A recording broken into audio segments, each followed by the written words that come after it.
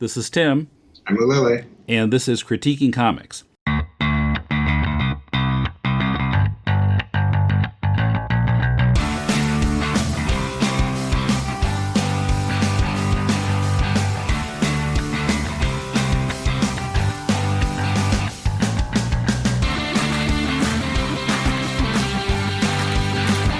Welcome to Critiquing Comics. This is Tim with Mulele in Tokyo. How are you doing?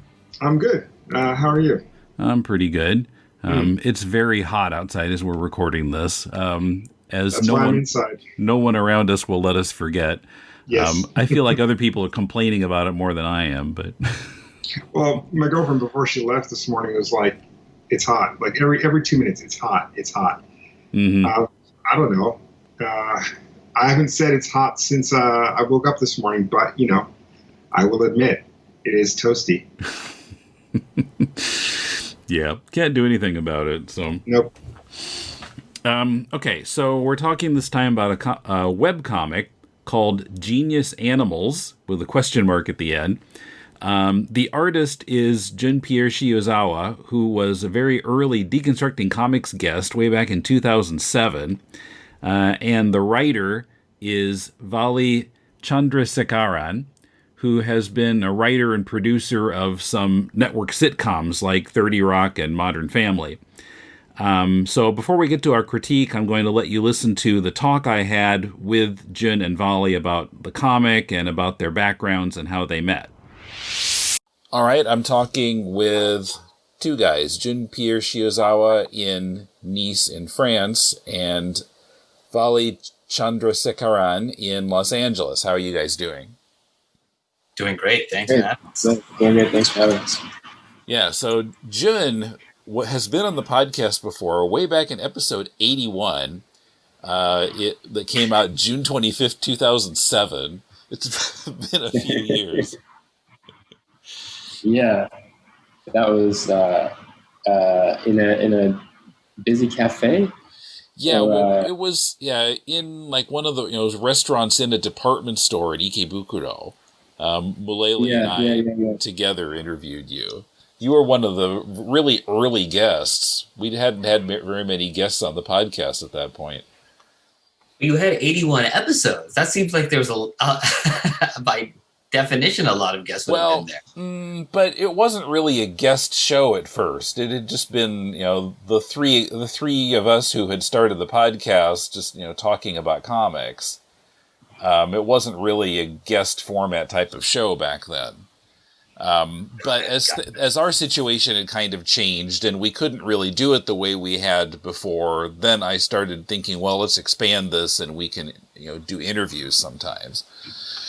Yeah, so it sounds like June is a little bit of a correspondent on not a frequent correspondent, but when he has something big enough, he's part of the family now. So I just remember because I listened to podcasts. That was 2007. I would listen to podcasts, and when there was an actual chance to be on a podcast, it kind of blew my mind how easy you guys did it. I mean, in the sense that you just said, okay, let's meet. We're going to talk about it. You put down the microphone, and there it was. We just talked for an hour, and that was. I remember coming away from that thinking this is so cool how easy it is, and how it's just going to be out there, and the fact that it's still out there, it's just wild. I mean. Listen to it now. I don't know how to stop, so just keep going and going.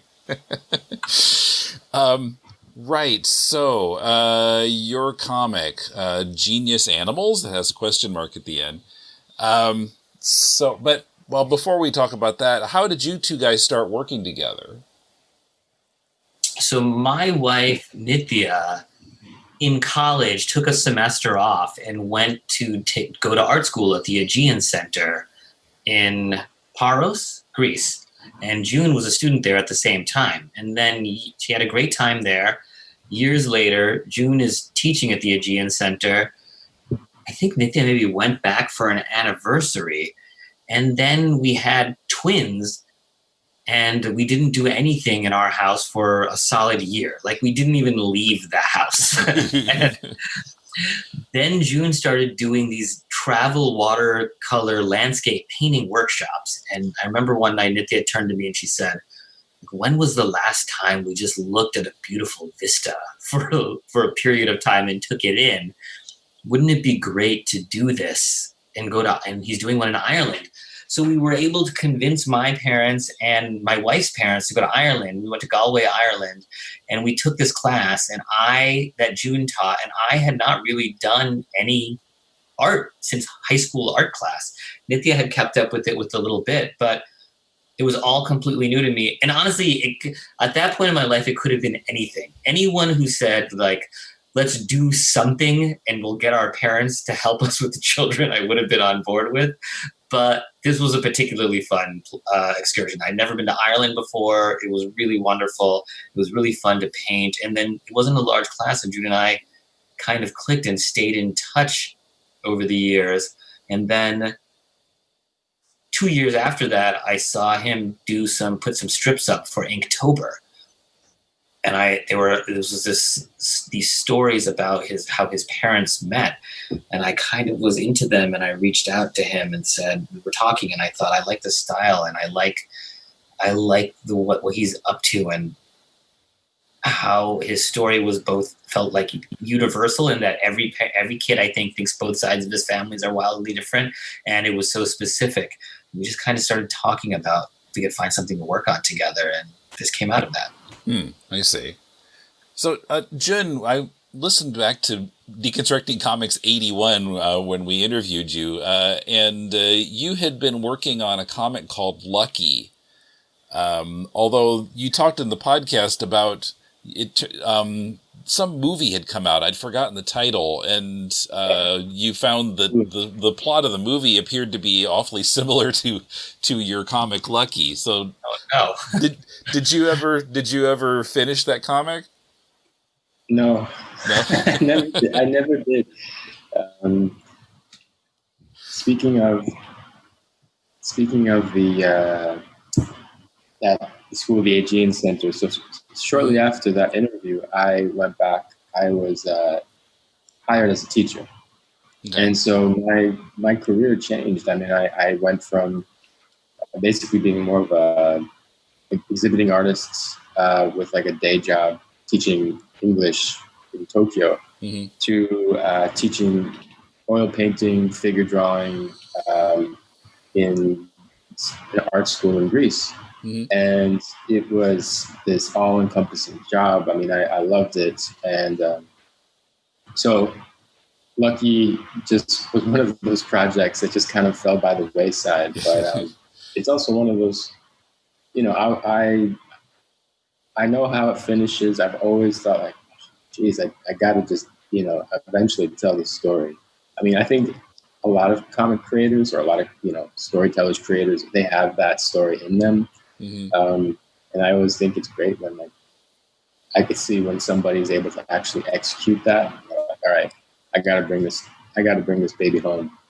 And I think the thing is, I think when we last spoke, I think that's the same feeling I had, because it was only about 2 years or so, or maybe a year, since like I had finished the last issue of it, which I'm not sure if I showed you the very last issue, but anyway. Yeah, well, my comic has been in a holding pattern since about that time, so yeah, so never get back to it.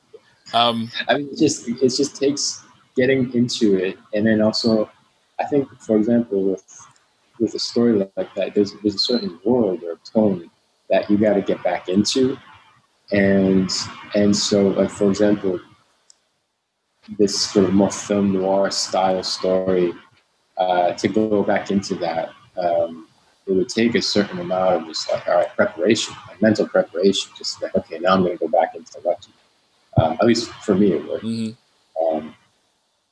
So. Genius Animals is also from around that time. This is a story I came up with in 2010. This was that project you guys are talking about that in the back of my mind, I was like, how am I going to do this? What's the version of this for years and years and years? And part of what was so fun about making it was, of course, just the act of making it, but also it was thrilling to actually finish one of those things that you've had that you said that you would finish, because I don't have a great track record of getting that stuff actually done. And now it's nice. It makes me also feel like, oh, I should do that with more of those projects, because the thing that excited me all those years ago when I came up with it excited me for a reason. Mm-hmm. So, Vali, I understand you've been doing some TV work in Hollywood for X number of years. Yes, that's actually my main career. I mean, I've been working in television for the last 15 years. So this is I've always been a fan of comics, but this is the first comic I've ever made. Mm-hmm. And it's fun. It's a very, as June will attest, when we came into this project, we decided to make it, but I didn't really know what I was doing. And I wrote it. He just got a screenplay. He got screenplay pages. It was not in the format. I didn't know what the format of what comics were. And it seemed like a thing maybe I could have looked up at the time, but there was also maybe this fear of, don't create any more obstacles to pushing this forward after all these years. Like, don't give yourself other side work that you could do under the guise of prepping for actually pushing this forward. And luckily, June was a very willing and game partner in all of that. Like, he was willing to just take screenplay scenes and break it down from that. And because of that, I think we sort of built a unusual process that we refined over time that really worked for us, that started off very similar to my TV work and movie work and became its own sort of separate beast by the end of the process. And to be honest, continues to get refined now. So explain what Genius Animals is about. So the way we explain it is, it's about this young girl, Alexandra Lakshmi, and she's dating a guy and things are starting to get serious. And then one day he suddenly ghosts her. And she can't tell if she just got ghosted by this jerk, or in researching it, she's uncovering this conspiracy that makes her realize that she has to save all of humanity.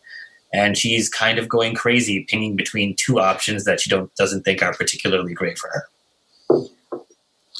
Right. So, yeah, he didn't leave willingly, but yeah.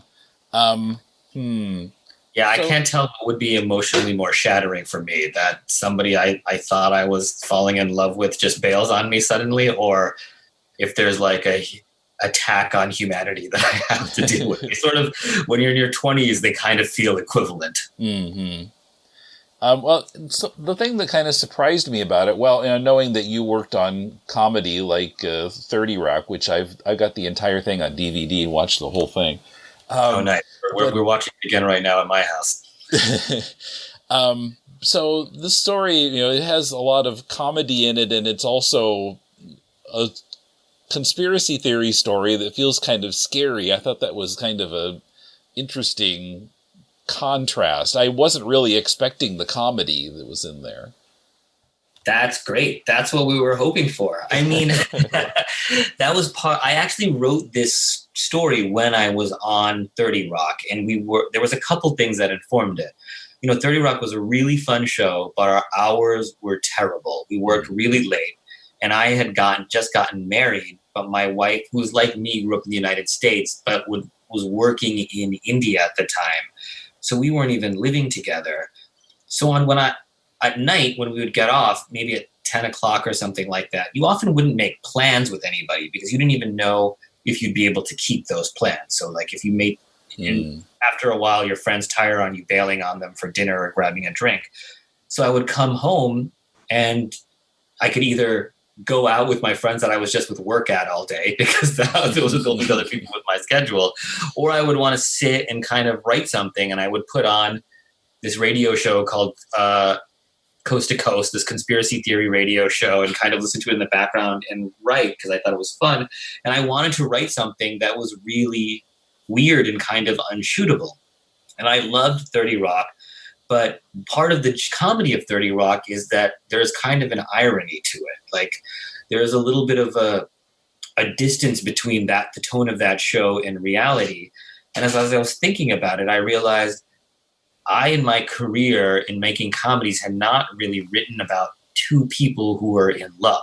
Really, like, and sort of a big part of 30 Rock was we subverted what most shows would do, in that Jack and Liz never got together. Like a really typical thing is you have two characters you like and you put them in a relationship. And it was really a big part of Tina Fey's mindset that I'm not going to do that thing that all the other shows did. And we loved that. But as a result of that, after years of working on that show, I hadn't written anything about kind of the main emotion that people like in life, which is falling in love. So I wondered, I wonder if there's a way to write something funny that also tackles this thing that won't eat up some of the same brain space that I use at my day job. And I liked weird, big stories. So I thought, let's just write this as a sample and maybe I can get other work off of it. And I kind of thought that would be the end of it. And then when I met June, when we started talking about comics, and he has such like a deep and wide breadth of knowledge, I started to think, man, comics are kind of fantastic at genre blending. In fact, if you're not genre blending, it's kind of weird in a comic these days. So I started to think maybe this is a perfect venue for it. And furthermore, you don't see a lot of like comedy forward comics as much, especially in this sort of sci-fi-ish area. There is comedy in them for sure, but that being a real focus of it, it felt like we were maybe had a chance to try something new, which was extra exciting. Jun, so the main character in the story, Alexandra, is drawn as a very beautiful woman. I was wondering, when I used to work on my comic, I struggled to draw even semi-realistic looking women. They'd look like men, or else they'd look kind of like aliens with big lips. And give me some pointers about some psychological content in this. But yeah, what's kind of the key to drawing women? Wow, that's a good question. I felt like Alexandra as a character, she had just a natural, she had this energy or this kind of electricity to her that I felt had to be conveyed. I just felt that in the way that she carried herself through the story. She has a sense of self and sense of like she's brave, she's courageous, and but she's also. But there had to be something kind of just like magnetic about her. So when I was coming up with character designs, I wanted her to have this sort of real sense of just beauty, like somebody who was attractive, but also that was approachable as well, and maybe also just very confident, who conveyed confidence, like all that at once. So as far as drawing that, I think a lot has to do with the expressiveness, because like if she was just sort of this wooden, just like not very emotive, almost just like a blank slate type of with her facial expressions or her physical gestures, I think it might seem like somebody who just would be like that. Like you couldn't really approach them or have like some sort of like conversation with them. And she's driving the story. She's driving all of all of the conversations in the story. So I just thought, okay, very dynamic. So it's a lot of facial expressions. Also, just the way that if she's going to be standing, the way that she might stand, like having thinking about just as far as figure drawing 101, just like thinking about the way that where her weight is shifted on which leg, and like how her body might tilt to that, and always thinking about those things, so she kind of feels more real, and she kind of occupies this space in a more realistic manner. yeah, I mean, and as far as just like kind of more like superficial elements or things that help the kind of the design, I wanted her to look cool also. Like I wanted her to look like she was somebody who was aware of, I don't know, just like she had like a certain, almost like her own uniform. Like I'm not talking like a superhero uniform, but she is the hero in the story. So that's what I was like, okay, I want to have her have this leather jacket. And also just like the way that her hair kind of has like a sort of like a coif where it goes up to the side. I was thinking a little bit of the Superman S curl in the hair, like just something that will kind of give her the silhouette that is identifiable for her own design. Mm-hmm. And even though she's just, let's say, quote unquote, just like a normal person, like she's got these sort of like design elements that characterize her as like she's the hero. She's the one that we want to keep our eye on. Okay. Several times in this comic, well, it becomes kind of a plot point, but there is a character called Buzz Bunny based on Bugs Bunny, clearly. In fact, we see some cartoons that are some cartoons that are clearly based on actual Looney Tunes that I have seen millions of times. So are you guys both big Looney Tunes fans? Yeah. I think Bugs Bunny is the funniest character of all time. In fact, it made me, I have 4-year-old twins, and I think like all kids, they're very into Mickey Mouse, and I don't even know where it came from. Like they've never seen a Mickey Mouse cartoon, but they've seen those plush toys and they were super into Mickey. And I kept thinking, I work for Disney now. This is fun. I kept thinking, Mickey's such a boring character. Like he's just a nice guy, and there's no edge to him. Like Bugs Bunny is funny. Like that's what you guys could like. But I haven't quite. They like Bugs Bunny, but I guess it shows you the importance of character design, because there's just something about Mickey, and he's almost so childlike himself. Mm-hmm. That I even showed them, I really tried to stack the deck against Mickey. I showed them a good Looney Tunes with Bugs Bunny, and then I showed them Steamboat Willie, and they loved Steamboat Willie. I mean, they loved the other one, but Steamboat Willie still works, and that's why Disney's a gigantic storytelling corporation now. But it's hilarious, and it's great watching those old Looney Tunes, and you realize right off the bat, you know, Tex Avery and Chuck Jones. So many of those moves that are so funny were invented in those very first few cartoons. It's amazing, like moving the hole around, the playfulness of his character, like all of that stuff. Mm-hmm. He was such a fully formed, hilarious comic character from the get-go, and I love it so much. Mm-hmm. Yeah, I love how in the story, I mean, so when I was reading the script, and you know, I'm just kind of going through like the different beats of the story, and there's a part where there is a Looney Tunes type of cartoon that's being shown to some, you know, Amazonian tribesmen, and just like kind of like the raw silliness of a Looney Tunes cartoon will like make pretty much just like anybody laugh. And so just like, so even though they're from completely different culture, they watch this story or the cartoon, and the tribesmen start laughing. And I was thinking about just how I was just like thinking about that as just like an idea. And I thought that was actually it's kind of something that really intrigued me just in the very beginning, the first time I read the story in the script form, because I was like, yeah, I mean,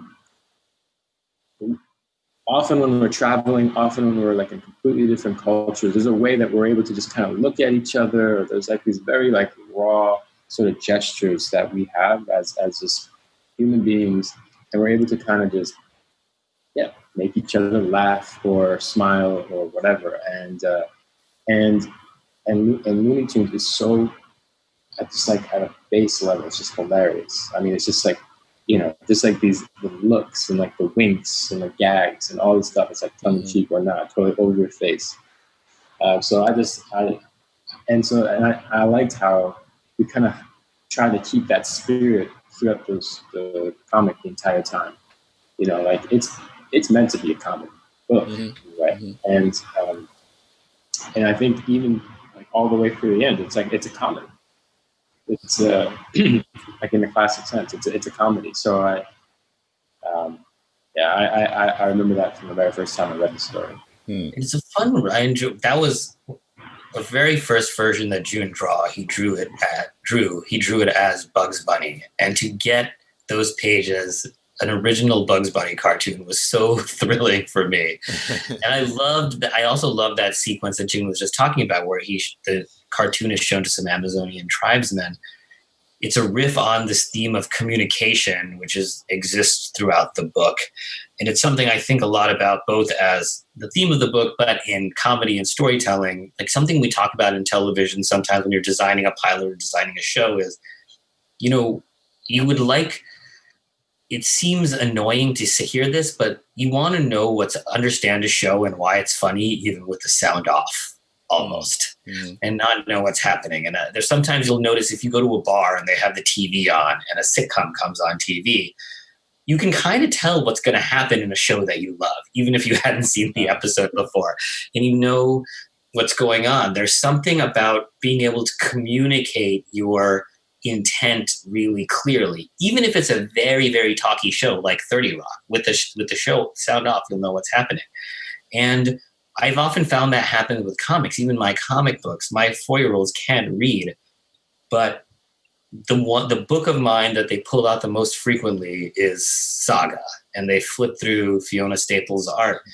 And I look at that and I think there's a reason that, you know, how many years ago did that launch? 10 years ago or something now? Like it's still one of the top selling comic books there is. There's something, even without them knowing the story, it's transfixing about it, and I watch them make up their own stories of what they think is going on. That does kind of make sense, and it's not that far off from what they think. Like there is that element of cartoons that I find very, very fascinating and enjoyed exploring. I don't want to spoil it, but I was a little surprised by the ending. It didn't go the way I was expecting it to, or the way that often this kind of story would go. So what was your thought in making the ending?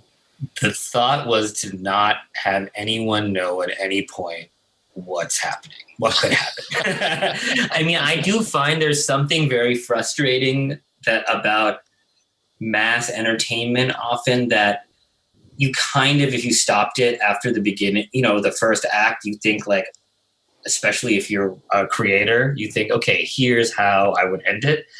And let's see if the task is often to make it as satisfying as possible, or get to that ending in a way that is somewhat subversive, but you get there.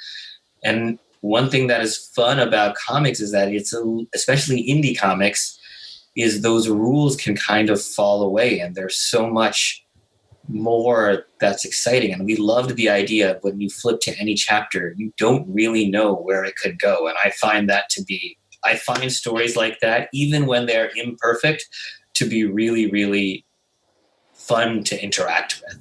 So we really wanted that element of it in a really big way. And we wanted part of the tone of the book that we strove for is at the beginnings of it, you could think it's a little bit like The Matrix, where you think, this is a big explanation for basically things that I notice about my world. But then The Matrix goes to a big place, and it's a really fun big place. Like, what was a fun big thing that we could do to explain this that you wouldn't see coming? The ending is it's this. I mean, obviously, I'm not gonna spoil anything, but I just remember being so excited to get there, like just artistically, just to get to that, to the end, through the ending. And I remember preparing for it because I knew it would take a high degree of just sort of like execution. And I remember feeling like I'm sort of preparing my way through these pages to eventually get to the ending, because there's a build up, and I wanted the ending to have that weight of what it meant. And so I remember just when I finally got to like the ending pages, like towards the end, and I was just, oh my God, here we go. This is it. Let's go. I'm here.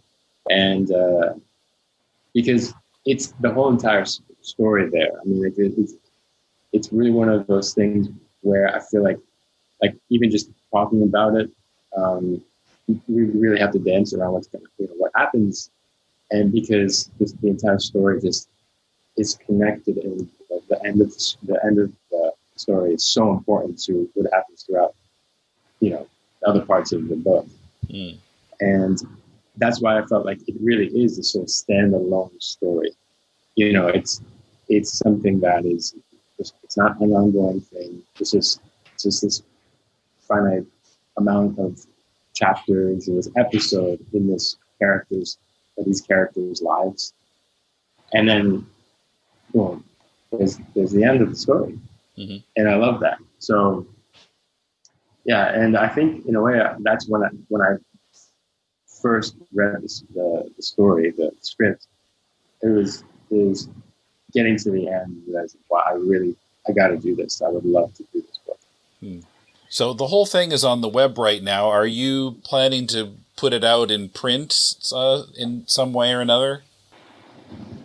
This is the question we're trying to figure out right now. Initially, we were putting out in print, and then the pandemic happened, and that sort of mixed up all sorts of things. And mm-hmm. June and I were sitting at home, like all of us, all over the world, going crazy with this finished piece of work. And there was all this uncertainty around publishing. I mean, and not just indie comics either. You started mm-hmm. to hear about it from people with stuff in Marvel and Image and big places now knowing what to do with their stuff and not knowing what to do, what their timeline would be.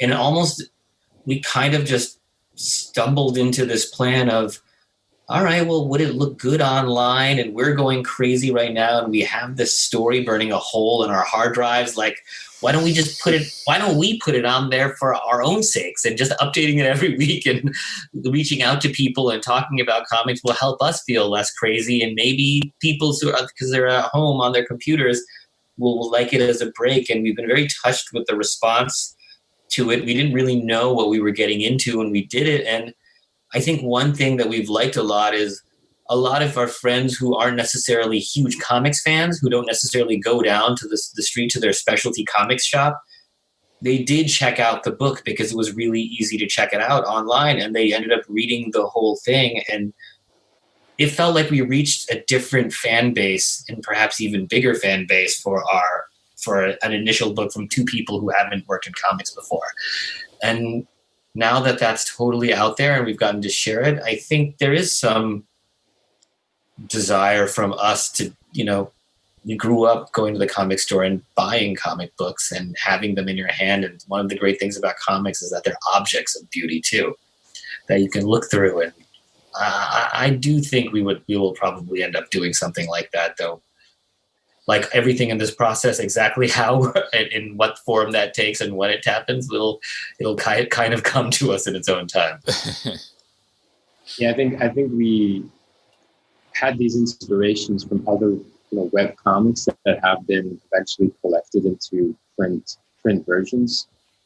And now that it is all out there, because we were putting it out week by week. Now that it's all out there, what's interesting is that so people who have finished reading it will ask us now, I want a hard copy. I want a copy that I could keep, going back to, I could have on my bookshelf. And I mean, I get it, because when I love something, I want to keep going back to it. I want to, flip through it again, read it again. And so I think it's a matter of just finding the right way to, to publish it. and to print it out. And have a nice reach too, you know? Yeah. And truth be told, I mean, it still feels pretty early to sort of really decide on that because things seem to be still pretty much in flux with everything. So we're still having an ongoing conversation about that. But I will say, the way we put it out on the web and just like the different ways that you can sort of release stories that way was in and of itself, even though it wasn't what we were thinking of doing from the beginning, really, it was really fun and inspiring. And I thought about how easy it could be to tell a story in that way if you're through whatever platform. I mean, if we ended up building a site with Squarespace, but I mean, whether it was like on Instagram or whatever, you just put out, panels in a certain sequence, how you might design. I mean, it's so easy to just upload pages. I remember how, back in those days when I was doing Lucky, just like how hard and how much time it would be to, I think I was using like a Flickr app to put up pages, and I'd have to load up one panel at a time. It was a mess. It just took forever. Now it's just like, just put it up there, no problem. And I know that there's so many other, whether it's Tapas or Webtoons, there's so many different platforms for webcomics. So just as a creator, it's just like if you have a story to tell, if you have that itch, it's like you can have your story read by a lot of people very quickly. Just want to put it out there. And I think that's really, really exciting. And, so I don't know. I mean, for the next project or future projects, I think it has to be considered. It's like, what could the digital component be? And I think that a lot of the biggest publishers are thinking about that as well. Sadly, a lot of, small comic book shops and stuff, they're facing that hit. Just not having as much foot traffic. Mm-hmm. But I mean, like the accessibility of having everything boom right there on your phone or right there on your tablet, and then it actually working pretty well is it's huge. It's just so enticing. So are you guys going to do another comics project together? Well, we want to. We haven't quite landed on anything yet. But I would be really sad if that was the last one. I don't think it will be. Yeah, I mean, I feel like we had such like a clear working rhythm with one another, and like we still do. I mean, like we talk almost every day. So I think this was the very first time I did a comic where I was illustrating and there was a script. So I had never worked with another writer before. I usually just wrote my own comics, and I was struck with how well it worked. Because I think for a lot of teams, it's not as easy. It's just it's a certain kind of language that we both have, and it's how you're able to kind of unify your abilities. And I think we were really able to do that. Mm-hmm. And I think we were sort of heartened by the appetite for sort of funnier comics that there are a lot of comedy fans and comics fans who would be interested in non-superhero funny comics. It inspires you to go back into the well and try and see if you can find another story that would allow you that tone. In a moment, Mulele and I critique Genius Animals. One of our favorite manga is Hiromu Arakawa's Fullmetal Alchemist. It's about two brothers who have dabbled in magic that they shouldn't have. They've paid the price and are looking for a way to undo the damage. It's a story with magic and political intrigue set in a vaguely steampunky world. Patrick, a maker and scholar of comics who you've heard on Deconstructing Comics, joins me in this podcast that can be available with your support via Patreon. If you want to hear our analysis of Fullmetal Alchemist in our podcast called The Law of Equivalent Exchange, pledge today at patreon.com/deconcomics. Okay, so Mulele and I are back here, and we're going to do our usual critiquing of the comic. So as we discussed in the interview, Genius Animals is a comic about a conspiracy theory, or there are a lot of different conspiracy theories flying around in it. But the one that comes to the fore and turns out to not just be a theory is the idea that the animals are trying to take over the earth from the humans. Now, it sounds like it could be a creepy, serious book, but it has a lot of one-liners in it, like you would expect to hear on a sitcom. And of course, the writer wrote sitcoms, so it makes sense when you realize that, because a lot of the jokes would be at home on 30 Rock.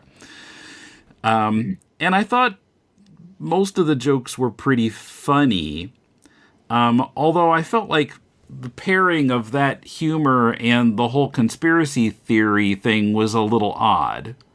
It somehow just didn't quite gel for me, those two things together. But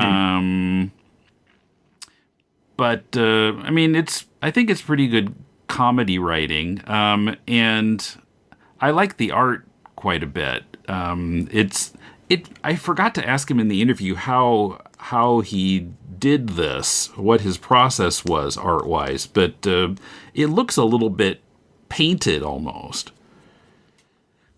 What do you think? Art-wise, it looks like computer paints. Could be Clip Studio or Procreate. I don't know, but the artwork is actually quite fine. There are a couple of things where I might have made different choices, but there's nothing where I look at it and say, no, that just doesn't work. I mean, it all works fine and is very, very tidy in its performance and use of space. Like a lot of things that we complain about on here, it doesn't have any of those, like word balloon placement or just odd design choices. There's none of that. It all looks smooth. It all looks fine. The style of artwork is consistent. There are no color choices that suddenly kind of hit me out of left field. The backgrounds are pretty rich. The characters are fully realized in both their fashion choices and their costuming from scene to scene. It does feel like the artist took some time here to really kind of make it. And also, the interesting thing about this is, although there's a lot of dialogue, and I do have to admit, as I was reading this, I forgot you mentioned that the writer was a television writer. I kept feeling that it was kind of drifting somewhere between Friends and Sex and the City. Because it had that kind of setup. And when she got to the point of, he never introduced me to any of his friends after her boyfriend suddenly disappears. And I've never been to his apartment, all of these things. Just felt like a sitcom setup. It's like sitcom characters often do outrageously irresponsible things. And not living in the States these days, I don't know if this is a thing in the States where, you introduce yourselves after you start making out. But, for me, it was never a thing like that. And none of the girls that I've dated in Japan have been like that either. No one's ever kissed me before they've said their name. Yeah. But in general, I felt the first episode or the first chapter was kind of weird. Let's see, how can I... sorry, just going through it. So basically, the first chapter goes through this kind of dating or trying to meet guys at a bar, and then she finally kind of leans into one, and they fast forward through what I can only consider was written as a montage, but actually takes a lot of pages. Yeah. They're a couple, they're an item, and one morning he's just gone. She finds it looks like a crow's feather Mm-hmm. and his wallet, and that's all that's left of him. It was really kind of weird because although we had the montage, I didn't feel a sense of what they meant to each other. There was no bonding, and there was no... showing two characters bond is to convince me of their value to each other and to the story, and I didn't quite pick that up. So I was kind of like, But I read on to the second chapter, and in the second chapter, we start with this Werner Herzog character, which I thought was cute. It's like, wait, that's Werner Herzog, and then it's like Werner Notzog. Yeah. I kind of wonder if this had been a TV show, would they have tried to get Werner Herzog, and would he have done it? Stranger things have happened, and Werner Herzog is now a part of the Star Wars universe. So, if you've not seen Mandalorian, that's pretty interesting. Okay. But it just seems kind of like, okay, so I guess that first story is just kind of that's it, it's done. So while I'm looking at this second chapter, I'm thinking about the first chapter, and it's like, okay, but so what was the point of that one? At first I was thinking, is this going to be like an anthology thing where each chapter is completely different characters? Eventually, then we see Alexandra again. Like, oh, okay. Yeah.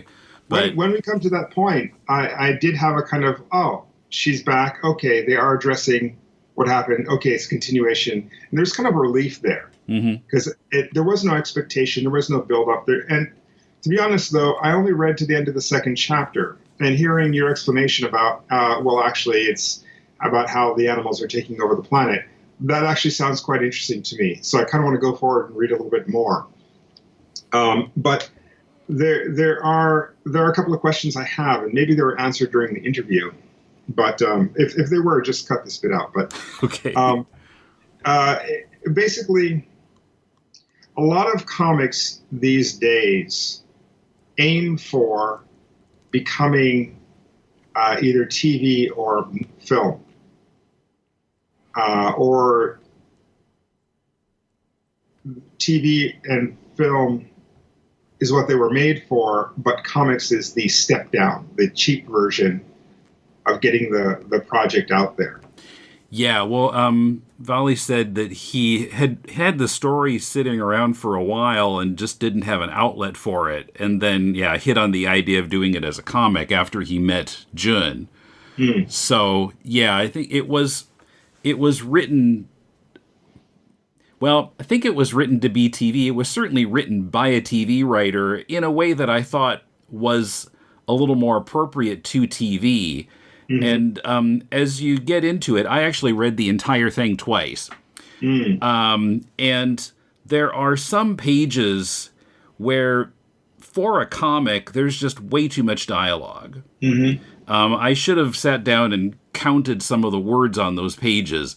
If you Google the question, like on how many words per page on a comic, you find a number of sites that all say 200 words should be the maximum. Yeah. And 35 words per panel. But there are some... and there's a lot of exposition in this comic.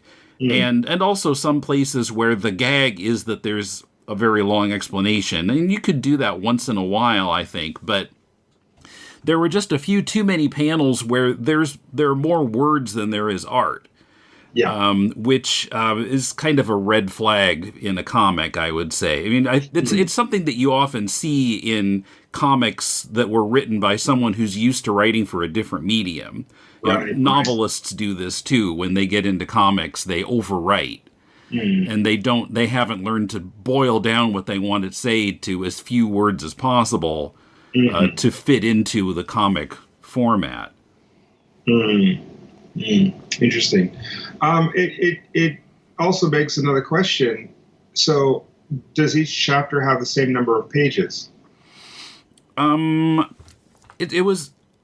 I didn't consciously count. I mean, each chapter is all on one web page, and you just scroll. So I didn't really count. Yeah, maybe roughly the same number of pages, I think, but I don't know if it's exactly or not. So some of the more verbose scenes, you could actually play with it dramatically a little bit. But if the writer really intends for it to kind of follow the rhythm of a sitcom, then yeah, you would have more dialogue on one page rather than separated over a couple of pages to let the scene breathe. And I think that is something that the writer and artist have to come to terms with about the comic and the format, the difference in formats, actually. Mm-hmm.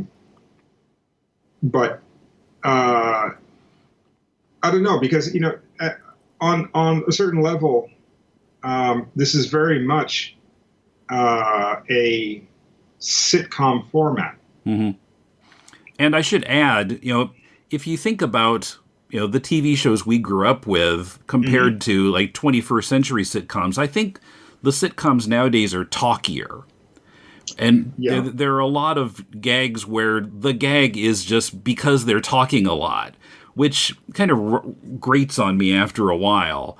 Where, like, if you think about the sitcoms of the 60s or 70s or 80s, it was more like one-liners and then pause for the studio audience to laugh. And nowadays there is no studio audience, and there's no laugh track.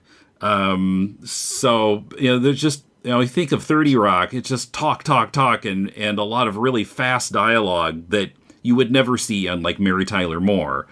Well, so. Mary Tyler Moore, I was maybe around 5 or 6 when I saw that, and mm-hmm. didn't really get into the reruns. But I've been watching it on DVD. I think if Vali had been a 1970s or 80s sitcom writer, he wouldn't, I think, write as many words as he did for this, having been somebody who worked on 21st century sitcoms. Well, I mean, to that point, I think a lot of sitcoms these days look at the quirky and inconsequential mm-hmm. isms of each character and mm-hmm. just kind of bring them up as like, isn't this quirky? Isn't this quirky? And there seems to be a little bit of that kind of writing here. Yeah. And to be honest, I'd rather be involved in the characters in a way where it's not quirky for the sake of quirky. It's not over-explaining just for the sake of being over-explained. That there is, in fact, something to it. I have at least fond memories of watching a show with kind of a similar sensibility called Pushing Daisies. And I'm sure there are a lot of people groaning in the audience now. But Pushing Daisies had that bit about, quirky characteristics and whatnot, but they all kind of came around to mean something to the story itself rather than just to the characters personally. And I'm sure there are other examples where that comes into play, but Friends, Sex and the City, there's a lot of I don't care there. Sorry, for 30 Rock, there's just too much I don't care. Because I've never watched it. Ah, okay. That's how much I don't care. But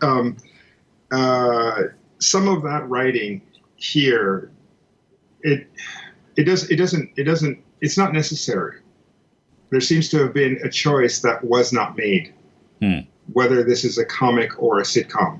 Mm-hmm. And if they try to kind of reach across and hug both, then they're going to have some problems. Because at the end of the day, this is a comic. Mm-hmm. So that was kind of my take on the pacing of it. Yeah. Anyway. Mm-hmm. I just had a couple of other points. The web page setup. Yeah. So there are 8 chapters, mm-hmm. and at the bottom of every page there are links to all 8 chapters. And I read the whole thing, as I said, and I would get to the bottom, and I was like, now, which chapter was this? And I had to look at the URL. The URL had the page number in it. Okay, this was chapter 5. Okay, so I should click on chapter 6. So it's not quite intuitive enough. You need to know immediately where to click to see the next chapter. But at the end of chapter 1, there's a crow's feather. At the end of chapter 2, there's an octopus. At the end of chapter 3, there are lots of cats in the bar. That's as far as I got, but I thought that was the big hint. Does that not work for the later chapters? Well, I'd not really thought about that. I think those pictures suggest, like chapter 3 is represented by a cat, and there are cats in the final few panels. Yeah, I guess so. I mean, the animals match up with animals that appeared at least at some point in those chapters. But I like the end of chapter 4, which is represented by a rabbit. There's no rabbit at the end. There's a crow. But yeah, I think, usually the webcomic setup you see is that you just keep clicking, to each page. And maybe you can click on the page that you're reading to go to the next page, regardless if it's the next chapter or not. So, yeah, I just found it a little not quite intuitive enough. I see. I do have a question about the story, though. So, in the story, it kind of feels to me like the stakes are not very high, that it's quirky, a quirky comedy. And at its most dangerous, it's a dramedy. But does it go beyond that to someone dying, or do the stakes go up at all? Well,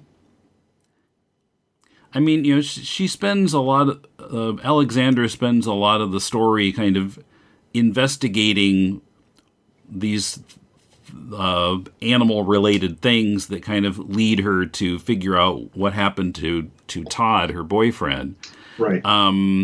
And as I said, the animals, it turns out, I think in chapter 7, that the animals are trying to take over the world. So I think that's as high as the stakes get. Now, the other point I had was about the ending, and I don't really want to spoil the ending, but I wanted to say that chapter 7, so I had forgotten that Jun told me the comic was finished. I was thinking, I got to chapter 7, I thought there must be more than just chapter 8. I guess they haven't finished the rest of it. And so chapter 7 had me ready for, the typical Hollywood movie third act, where, now that the heroes know the plan, they go out to try to stop it. And chapter 8 was A, nothing like that at all, and B, it just seemed to kind of end. And I think the ending was meant to be a gag, but I just found it disappointing. Okay. Like, that's it? That's all? That we're ending it that way? What?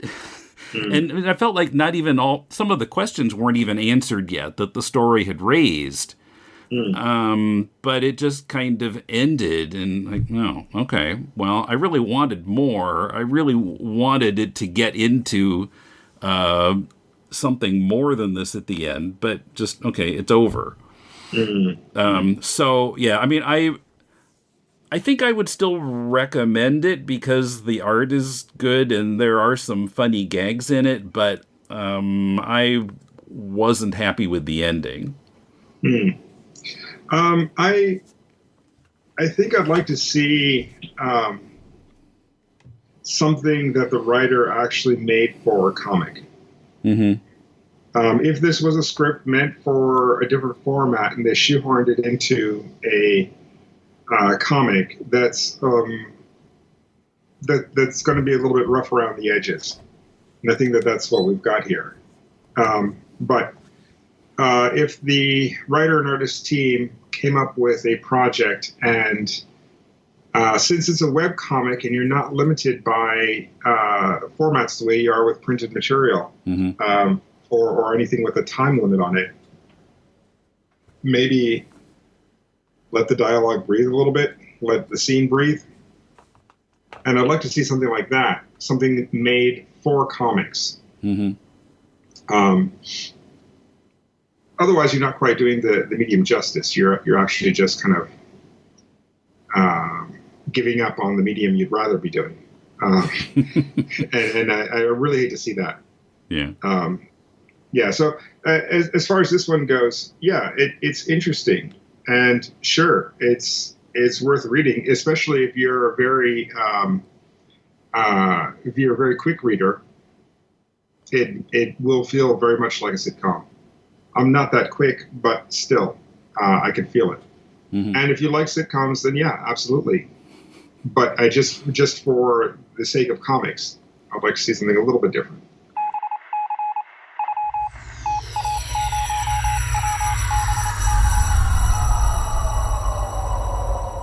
So we got a bit of mail.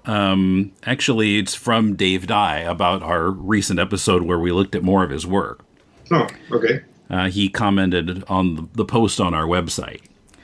He says, Tim and Mulele, thanks once again for taking the time to read and critique my/our comics. A bloke can always appreciate unbiased reviews of his work. Regarding Blue Sage, the first chapter was written as an experiment to see what the public's reaction to it would be. Bits of it were shown on Facebook, and people seemed keen to see more.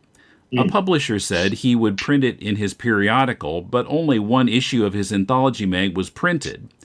And by the time we realized the second edition wasn't coming out, Roger and I had prepared another 3 chapters. A year later, nothing else was printed, so Roger decided to finish it off in one last extended chapter. He was developing the characters and hoping to expand on them over another few issues. Roger says, quote, turning a sample 8 pages of an undeveloped story into a serial with chapters, then turning it off again in order to abbreviate and finish it in 5 chapters, has created problems for it, unquote. Cut Down is more typical of Roger's writing and a better story because it was written in a more organized manner. Regarding Bushfire, it was inspired from an event from my fiery days and quickly put together as a contribution to a charity anthology comic for the devastating bushfires here in Australia last summer. Initially, the editors were happy with the length, but they hired more and more contributors, which resulted in the decision that it was too long to go in the printed product. Thend, T-H-E-N-D, for the end, is residue from my youth, when myself and a schoolmate used to end our expressive writing compositions in this way. The French have fin, we had thend. Our teacher never commented on it. We thought we were funny, smiley face. Okay, so all of our questions answered, I think, there. Thanks, Dave. Yeah, nice. And actually, it is kind of heartening to hear that he made that bushfire comic for bushfire relief.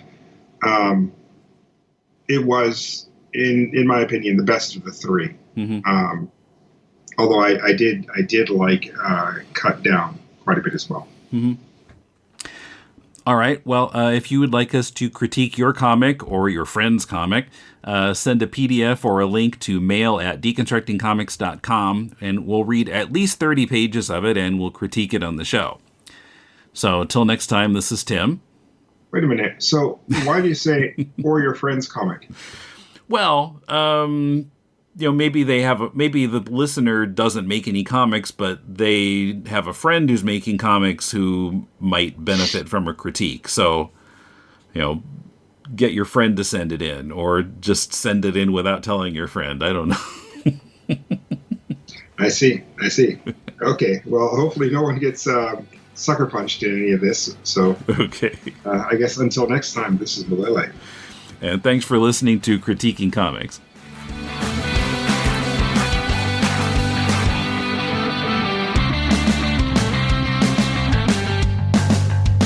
Check the show notes for the link to Genius Animals by Vali Chandrasekaran and Jun-Pierre Shiozawa.